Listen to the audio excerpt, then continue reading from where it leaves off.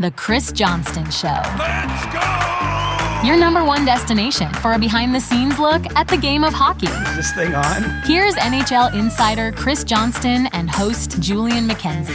Thank you to everybody who showed up to our live show in Cobourg on Friday. A great turnout. Thank you to Boston Pizza Cobourg. Thank you to McFarland Toys for everything we were able to give away at that show as well. Thank you again to all the fans. CJ, I had an absolute blast at that live show. How'd you take it? Yeah, it was actually a lot to take in. I'm still buzzing a little bit from it. Might be all those 0% beers I was drinking, but oh my God. I can't believe how many people came from afar. We had multiple people that came from Cambridge. Mm-hmm. We had multiple people that came from the Ottawa area, like yourself. Mm-hmm. You all didn't carpool. You should have. You could have. There was no coordination. We had Belleville, Campbellford. I'm just going off the top of my head. I'm sorry if I missed anyone. And then we had Garth and his two sons from Auckland, New Zealand, which is just wild. Now, obviously, they were in Canada. They said they spent the Christmas holiday in Canada for a month and jumped at the opportunity because they listened to our show when they're going to hockey. But I mean, that it kind of like it blows my mind every time just that someone would be that far away listening to us. So, and though for those who even just made the short trip from somewhere around the Cobourg area, it was pretty special.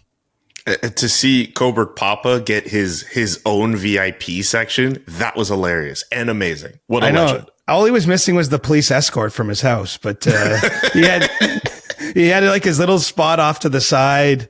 No riffraff could get near him.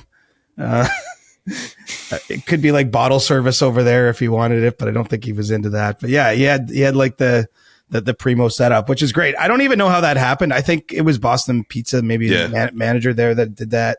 But I had nothing to do with that.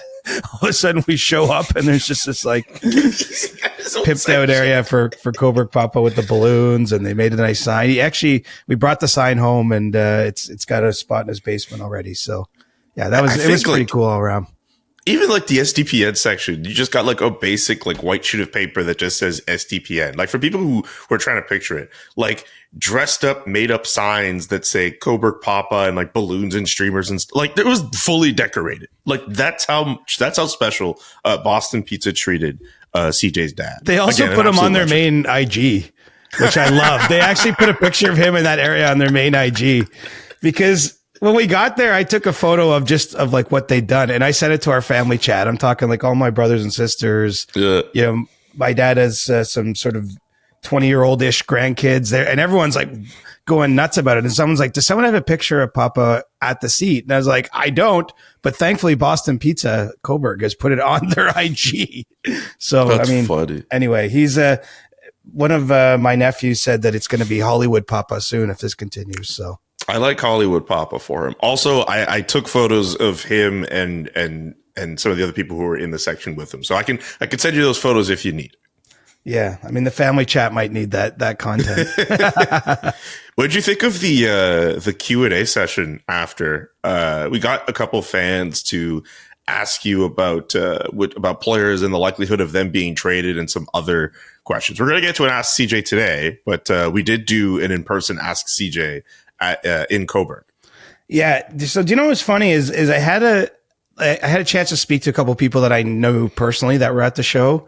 And in a couple of cases, they're not really NHL fans or hockey fans, but they were there to support us. And the one comment from one of them was like, wow, those people like ask really specific questions. Mm-hmm. I felt like it was because you don't know what you're going to get. I mean, I know sometimes when the SDP does a live show, it just devolves into chaos and craziness and it's not that serious. There was a lot of like, hey, what's going on with this thing with my team questions, which was great. And obviously I did my best to answer them. There was one in particular I didn't have much of an answer for, and I was honest about that. And that was Luke Cunnin. Yeah. I believe we said Coonan. So apologies. We said Coonan. Shout out to, I think there was someone on Blue Sky reached out and said, no, it's actually Cunnin, not Coonan. Sorry about that. Well, I was taken, that one caught me off guard, but Luke Cunnin is a pending UFA for the San Jose Sharks. Just so happens, it was like someone's doing my homework for me. Sheng Peng, who covers the Sharks for San Jose Hockey Now, interviewed Luke Cunnin since our show, but I don't think it was amazing. I don't think it was related to our show. And anyway, in this interview, Luke said that he'd like to remain in San Jose, makes $2.75 million on the cap. He's already scored 10 goals this year. So he is definitely someone I could see them looking at moving. But, San Jose has also traded a lot of players at recent deadlines. And so, whether it's him or even Michael Granlund, who has made an appearance on the big board at the Athletic, I do think it's possible to look at keeping some of their veteran players around. So we'll see what happens with Luke Cunnin. But, kudos to the gentleman at the very back of the hall that asked that question, because that's an all-timer. Like, I did not see that one coming. I mean, you expect Mitch Marner, what's going on with his contract. Even you expect a random team like, hey, my Carolina Hurricanes, what are they going to do? Like those, but someone is like, Luke Cunnin. And like, there wasn't even really a question. It was almost a statement, if I remember correctly. The person was trying to make a point about like how they're like a right shot center. They could do all these things for, I think they're a Leafs fan. Yeah, they were trying to make a point that like, oh, maybe the Leafs should get them. Wouldn't it be something if they somehow acquired Luke Cunnin? I mean, I don't know if it's likely, but it would be really funny. Yeah, I'm not connecting him to the Leafs, but he has all the profiles of a player that could be moved. So look at that fan has done a lot more work than I have, evidently, on like doing deep dives on who the team could be into, and we'll see if anything goes there. The other one, if you're listening, there was a gentleman, didn't catch his name, that was going to Chicago this week, was asking me about an establishment perhaps to take his friend for his birthday before they go or after they go to the game, the Blackhawks game.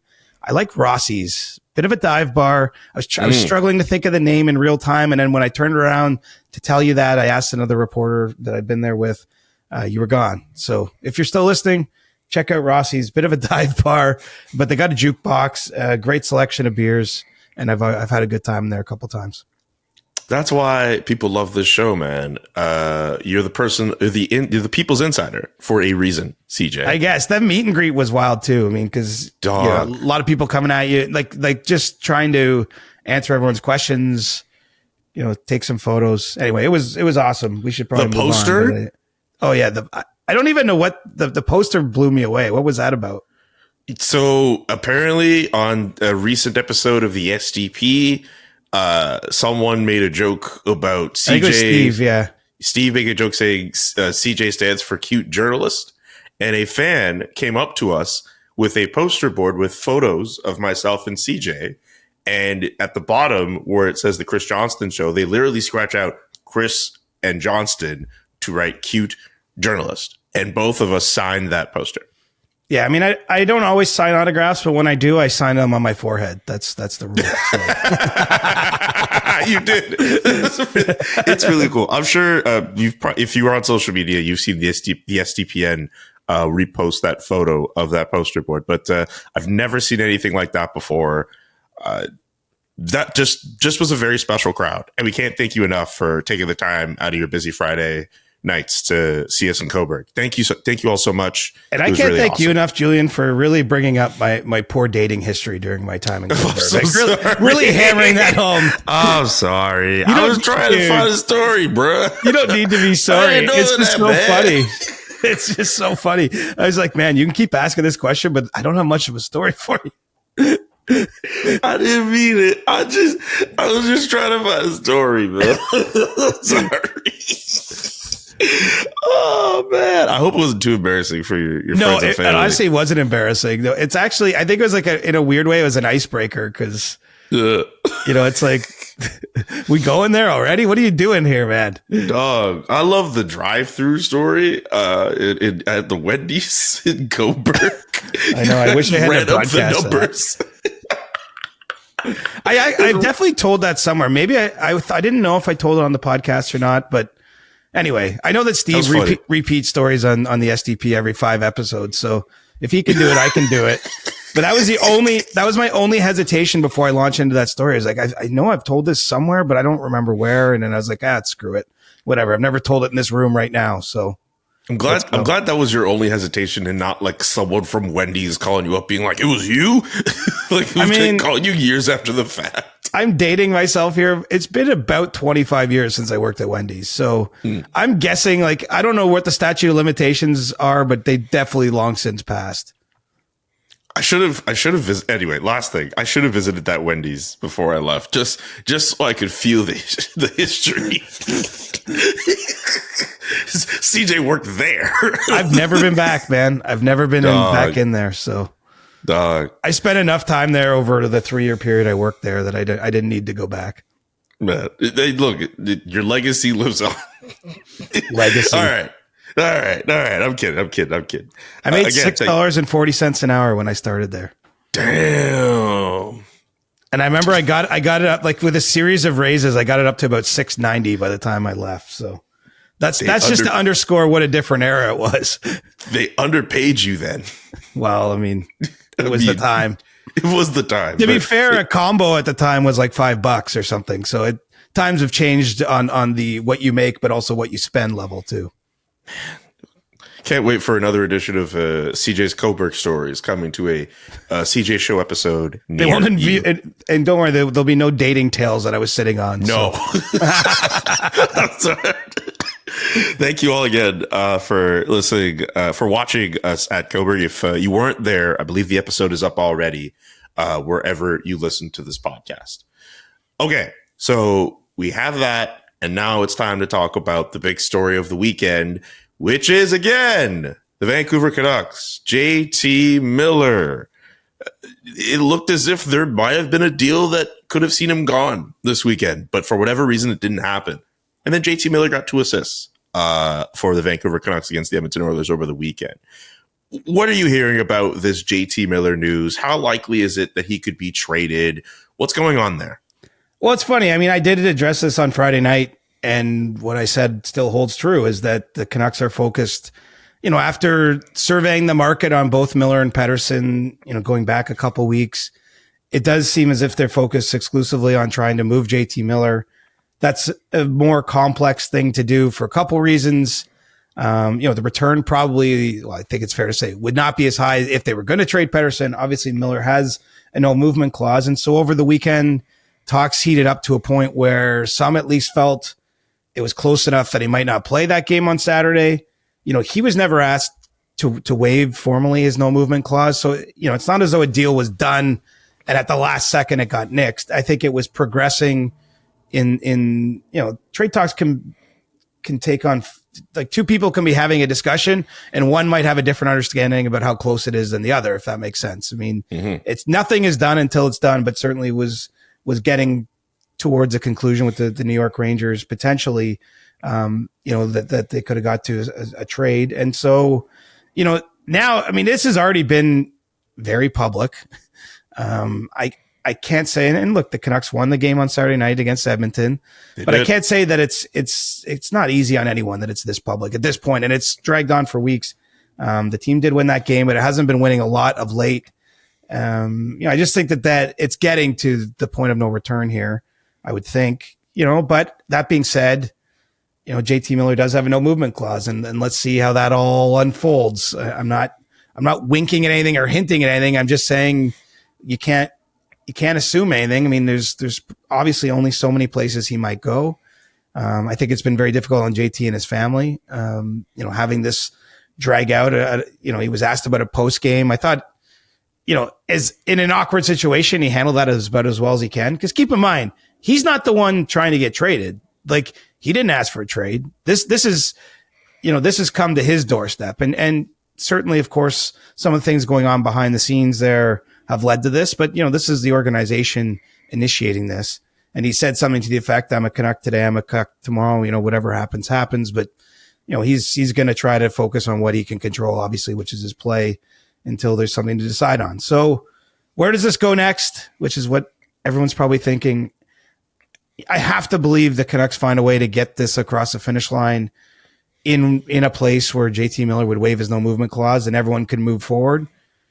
Because if they can, it's, I don't want to, I just can't even imagine how hard the next number of days, weeks, months would be with that still hanging over everything. So, that's really all I've got for you at this point. But I do think that they're not in a great position, frankly, to get the most out of their asset. But I don't know if they can just, say, hey, do you know what? We're not getting a good enough return here. let's just move forward together. I mean, maybe you can. That might take 10 marriage counselors. I don't know what that would take to make things behind the scenes go better. I'm just saying, to get everyone through that. But, that's where we're at today. This is one of the weirder stories that I can remember in recent memory. Just again, how public it is. We've been talking about two of the best players on a team that last year nearly got to the conference final, that's still trying to be competitive. And it feels like as Vancouver turns is a weekly hit here on our soap opera. Love the way you put it. The Rangers, you mentioned them briefly earlier. Like, is that the team that could make this JT Miller trade work? Can the New Jersey Devils, that's another team I've seen kind of float around online being connected to JT Miller. Like, is that another team that actually has a legit shot at him? Who else could be involved in a potential JT Miller trade? I think Dallas could make some sense too. Obviously they have a lot of cap space with Tyler Seguin's hip injury and him likely being done for the regular season. There's other teams that can make it work. I don't think it has to be the Rangers, but let's call it as it is. The Rangers have been tied to Miller now for quite some time. There was definitely discussions between these teams earlier in the year on a what would have been a pretty big deal that didn't get across the finish line, didn't get to a point where JT Miller had to say, okay, I'll sign and accept this deal. But, I think the Rangers are still motivated as much as they've got their season certainly headed back in a more positive direction than it had been. I still think they're of a mind where they're looking at more fundamental changes to their group. Like, the fact that they're back in that cluster of teams with a real shot to make the playoffs, maybe they don't become a full seller. But I don't think they're necessarily a full buyer, but I think that they are a team still looking to shake up their mix after already trading their captain, trading Capo Caco, recent second overall pick. I think that they're looking potentially still at more fundamental type of trades and getting Miller under contract for a number more seasons beyond this one. I believe 4 or 5. That's, you're making a big decision, not just for whatever happens in these next few months, but it's a decision that's going to impact the organization for years. So, the Rangers, I'm sure, will keep knocking at the door if just because of how long their interest has been around this particular player. One, of course, who played for them earlier in his career. But there are other teams I think that have, kicked the tires here. The problem is not everyone could trade for an $8+ million center at this point in time. Just like with the cap ramifications, it just might be blowing too big of a hole in the current roster. Not everyone wants to give up their own second line center to get JT Miller, right? And the Canucks obviously are going to be prioritizing trying to get an impact forward back to make up for some of the lost offense, to make up for the minutes that Miller plays. And so, ideally, truthfully, this would be an easier trade, and I'll use air quotes, to make in June, in the lead up to the draft period or what have you. But I think the Canucks are going farther than that down the road here to try to get it done now. And so they might not get the best return because of that, but there might be some addition by subtraction here. I mean, because as I say, this situation has worn on, obviously Miller, obviously Pettersson, but I think a lot of people around that organization, I think they're just, everyone needs to turn a page here, and, let's see if they can get that done in the next few days. Will JT Miller move on to another team? Will it be the New York Rangers? Will it be someone else? Will we discuss this Thursday on the next episode of As Vancouver Turns? You can put some fancy soap opera music for that one. Great work, Siege. That wasn't the only headline from Vancouver versus Edmonton over the weekend. Connor McDavid, near the end of that game, a rather rash cross-check to the head to Connor Garland. He will have a hearing for his offense. What are you hearing about that, and how long could he be suspended for? I'm thinking it's a 2-game suspension, most likely. That's consistent with some others we've seen. Look, he gets off, with a 1 game or something like that. But I mean, clearly he's going to be punished here. I think it's correct. I mean, we've had a number of these, just even in the history of our show. Obviously, we talked a lot last year about the Morgan Riley cross-check on Wrigley Greg after Greg slapped the puck into an empty net. This isn't as bad as that one, and I just say bad in relative terms because that was obviously he wasn't even eligible to be hit in that play, Greg. I mean, play's dead after a goal goes in. This is maybe not quite. It's a little bit like the Matthews on Dahlin from a few years ago in the outdoor game where they were battling in front of the net and Matthews' stick gets up high. There's full extension of Matthews' arms there on the cross check. And so maybe McDavid gets off on, he didn't quite maybe make as strong of a hit. But I mean, at the end of the day, look, Garland is doing what he's doing. For anyone who's seen the clip, he's basically sitting on, holding down, doing everything to limit, the best player in the world as Edmonton's trying to tie that game late. You can understand why McDavid's frustrated, but you just can't cross-check a guy in the head. I mean, at the end of the day, like, no matter, even if you can understand and say like, hey, yeah, you should be pissed. And even a part of me doesn't mind him sticking up for himself. It's just, you can't do it in that manner. It's dangerous. It could cause injury. What Garland was doing to McDavid was not going to injure McDavid. We'll put, he was being a nuisance and he was crossing the line and quite frankly should have been called for a penalty on the ice. That's sort of another matter on the side. Like all of that is true. And I can get why McDavid may have snapped in that moment or been, extremely frustrated, but you just have to channel your frustration another way. I mean, you could put that cross check on his body and you're going to get a penalty, but you're not probably going to get a suspension, most likely. You could, because of the nature of the sport, you could punch a guy in the side of the head or drop your gloves and try to engage him, not have it be a sucker type punch.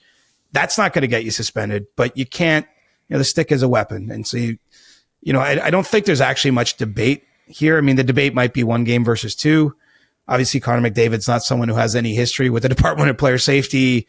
I know earlier in the week he had that sort of elbow on Johansson in Minnesota. And, that to me is not a vicious elbow. Like, I think it's almost more unfortunate the way it goes down. Unfortunately, Johansson got injured on the play. But in general, I don't think this is a player with any history at all, frankly, of crossing the line. So, he's gonna get dinged. I don't think it'll be as much as it could be. It does mean he's likely to miss Tuesday's game when Ovechkin is in Edmonton. The Washington Oilers game is the next one on the schedule for Edmonton. But that's kind of my view of it. I think he'll get no more than the 2 games Austin Matthews got a few years ago, and there's a world I could see him getting 1. That sounds about right in terms of a punishment. It was a surprise, maybe not a surprise reaction, but just the frustration just coming out, especially at that point too. That's like seconds are ticking down in that game. The Oilers are clearly trying to tie it, and the best player in the world is getting held up by Connor Garland. Like, that was, I mean, again, for him to react that way, that was, I think, a suspension of 2 games, especially thinking along the lines of the Matthews Dahlin incident. Like, that makes some sense to me. Yeah, and that's, as I said, I don't think it's actually that hard of one for player safety because it's just such a no. Like, you just can't cross check a guy in the head. I mean, there's almost like no deeper analysis needed. But doing that can be very dangerous. Fortunately, I think Connor Garland came through it okay. But that also works in his favor a little bit, I think. But you just can't be doing that. I'm sure Connor McDavid, when he does address the cameras or reporters after this, will acknowledge, hey, I can't. Like, I lost my cool and I can't do that.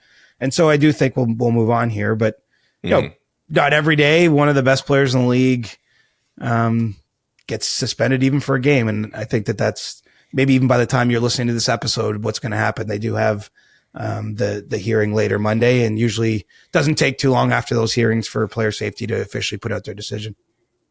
Okay. Siege, are you ready for questions? You didn't even mention Tyler Myers also has a hearing. He does for cross-checking Evan Bouchard on the same sequence. And so I think he does. I know it's not on the same level, but we shouldn't on the same level, but that's fair. We 2 cross-checks on the same play and 2 guys that are going to get suspended. Tyler Myers will also be sitting probably a couple games. Yeah. It's not to say that like Tyler Myers isn't important. It's just, I guess I could have looped it in, but like the Connor one obviously is a bigger story to deal with. Anyway. Yes. No, I just wanted to make mention. maybe some of our listeners were in bed late Saturday night when that second game was played and didn't realize that there was also a second infraction on that play. There was that, yes. I'm sure someone who might have been yelling like, hey, don't forget about Tyler Myers. We'll be satisfied. Thank you, CJ. Let's get to Ask CJ. You ready for questions? Let's go. All right, here's a weird one. Kunin. What's happening? Kunin. Sorry. Now, you know when you have a name wrong? Yeah. And now in my brain, I'm like second guessing. Kunin. Yeah, that's going to be me with that guy forever now. I'm worried he's going to actually get traded on deadline day. I'm going to be on live TV and I'm just going to butcher that name now. Because it's going to be like, I've got like the hex. I've got to like sit down and just like look at it. Oh, no. Kunin. Now you're Kunin. My goodness. Oh, my God. No. Someone's actually going to watch on deadline day and be like, oh, he said it. And the problem is this isn't potato. Like this is not an interpretation. This is someone's name. I've got to get it right. My goodness. Man, it's either Kunin or Kunin. You got to pick the right one. Kunin or Kunin. You pick the right one. My goodness. All right, get to the questions. Start, bench, or scratch? Uh-oh. I like these questions. From Dr. Sun, I bet you have no idea where this one is going to go. You have to cover one of these sport events in person. The World Snooker Championship, the Cricket World Cup, or the 24 Hours of Le Mans. Start, bench, scratch. Or I guess scratch should be cut in this case, but whatever. Because I was going to scratch cricket when you said it, because I was like, what I know about cricket is it's a long game. It could be a couple days. But then the 24 Hours of Le Mans is going to be longer. Mm-hmm. It's a whole day. So I'm going to start the snooker championship. Okay. I'm going to bench the Cricket World Cup, and I'm going to scratch the 24 Hours of Le Mans. Interesting. I'll say this. I don't know the finer points of cricket, but I did live in London, England in my 20s. And the summer I was living there, the Ashes were going on between Australia and Britain. And it was cool, to see how into it everyone was. And I did sort of watch some with colleagues at a pub and they explained some of the generalities. But I admittedly do not have an appreciation for any of those games or auto racing in general. And I don't know much about the 24 Hours of Le Mans other than it sounds like you drive for a day. It's like a grueling auto racing thing. I think you have like a team of people for each team that participates in it. And like every couple of hours, they switch drivers. And of course, they drive for a whole day, essentially through different elements and stuff. I would actually bench 24 Hour Le Mans. I'd start Cricket World Cup and then I'd cut the World Snooker Championship. I just thought the World Snooker Championship sounds like something that happens in a bar. It might be kind of fun. That's fair. I don't know if you've seen darts. The competitive darts environment looks unreal in Europe. And in fact, I actually think that's the high end of what the golf league could become, that they've just started here. Obviously not nearly as much fun so far. It doesn't look like in the crowd, but I do think it could become that kind of rowdy environment. So anyway, I just thought the snooker might be kind of fun. And I actually do know the rules of snooker. That's the other thing. If I had to cover it, that's the one I could at least know what's going on while it's being played. What's the difference between snooker and pool? Well, eight ball snooker, you're compiling a score. 8-ball, you're trying to get rid of, obviously, the stripes or solids. Makes sense. First, and then sink the 8-ball. But you get points. I'd have to refresh myself on the point system. But when I was a kid, we actually had snooker in the basement. And so I played the game and we used to play it and keep score and everything. So I think I like one quick look at the score, like one quick refresher, and I would be ready to cover that thing. Okay. All right. Well, is Cobourg Papa like an amazing snooker player, or? He's had enough. You know what I mean? I'm not going to sit here and be like, oh yeah, he was amazing. Taught us all everything we know. He's had enough shine here the last few days. He's had enough. Let's knock him down a peg before. There's already enough hot air coming out of that. I love that reaction. All right. I appreciate you going back to the well. He made you a sandwich the other day, but I mean, come on. He did make me a sandwich. It was a great sandwich. Thank you, Cobourg Papa.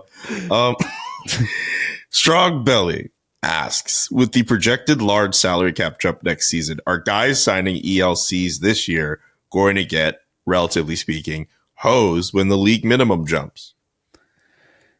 I guess. I mean, here's the thing. There's a new CBA. That's more than the cap going up. If something like that changes in the CBA, then I don't know if the guys get hosed, but then they will have earned less money. But that's, I think broadly you're still hoping as a union to see all those thresholds go up. You want everyone to make more money. So I don't know that anyone got hosed. It's just the rules change over time. What's interesting, Julian, I don't know if you saw, but the actual revenues were so strong last year. Players are getting a little bit of extra money back beyond what they were due to be paid. And that's everybody, whether you're on an entry-level deal or whether you're Connor McDavid or Austin Matthews are among the best paid players in the league, because the revenues were so strong. And the owners actually took in, which is very rare. It's happened, I think, once before in the salary cap system, but the owners took in a little bit more than their share of the 50-50. And so to balance that, players are getting paid a little more. So, I mean, it's a sign we're in quite healthy period here for the NHL in terms of revenues and what players are paid. And, we do have a big CBA negotiation due to begin next month, and something like the rookie, what the rookie minimums or maximums are, could be changed. But obviously over time, the minimum salary has gone up quite a bit. In my memory, it was at one point it was in the 500,000s, and currently it's 775,000. So that is something that's been negotiated in over time, that the league minimum has continued to rise. Next question from Anthony. Has Julian or Chris seen a goalie goal in person? I haven't. I haven't either. Yeah. I mean, I haven't seen one. I was going to say it feels like there's a lot because there's been a couple, but there's really not that many. I mean, you got 1,300 plus games in a season. We've had 2 this year. Alex Nedeljkovic with 1. Who's the other one I'm missing? Minnesota. Did Gustafsson score 1? Philip Gustafsson? Yeah.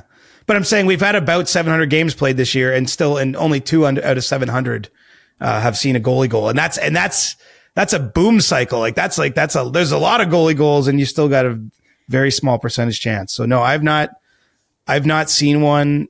I don't even feel like I've been that close. I mean, obviously I've seen a couple of times where a goalie's going and they're clearly trying to shoot for it.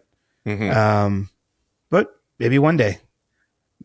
I'm either going to win the lottery or see a goalie goal. I mean, I don't know which one I want more, but I think I know which one I'd want more personally. Yeah, but you know what? You're only going to get so much of that, like 1 in a million kind of luck, is all I'm saying.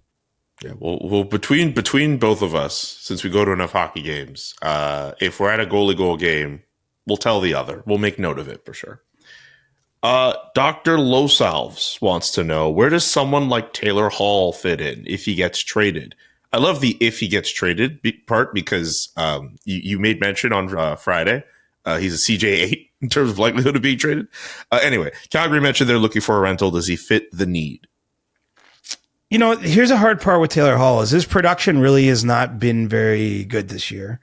Obviously coming off a very significant knee injury last year, getting to an age where you just wonder, he's certainly a big name. He still skates pretty well despite the knee injury and despite how long he's been in the league.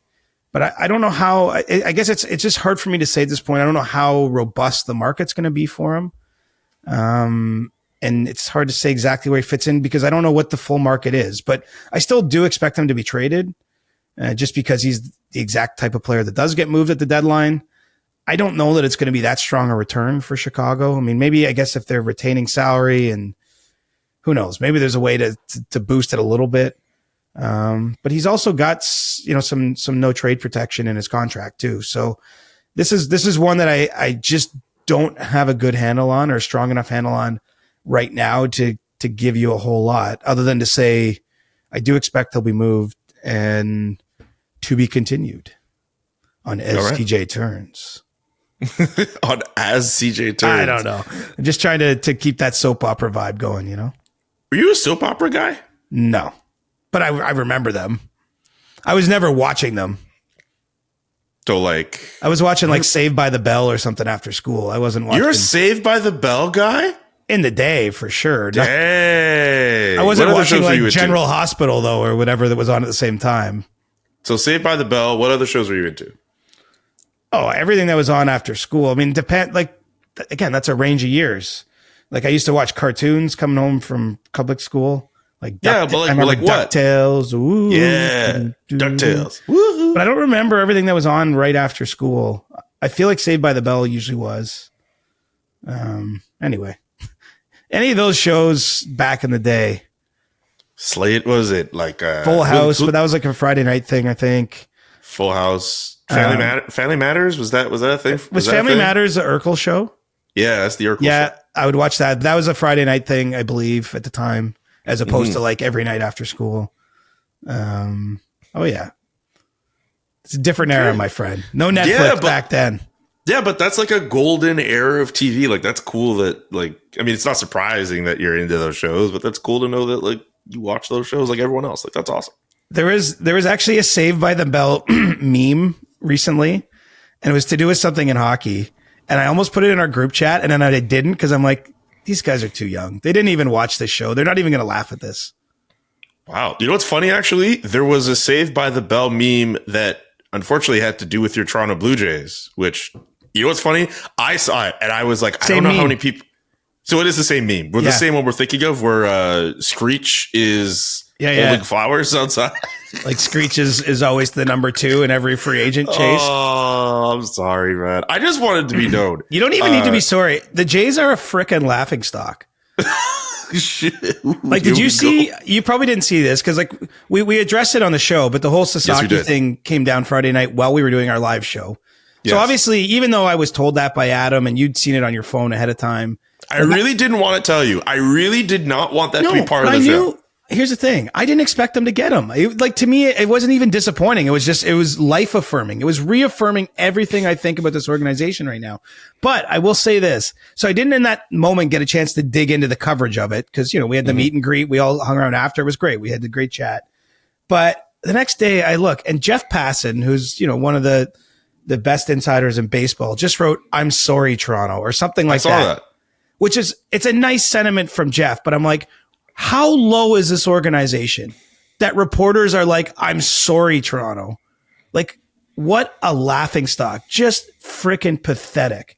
And I know it's like, well, now we're on to Pete Alonso or Santander or whatever, but I don't know. When are these guys getting fired? Anyway. I've said my piece. I'm not going to yell. It's still early in the morning on a Monday. I got a big week ahead. I'm trying to keep the vibes positive, but like, come on.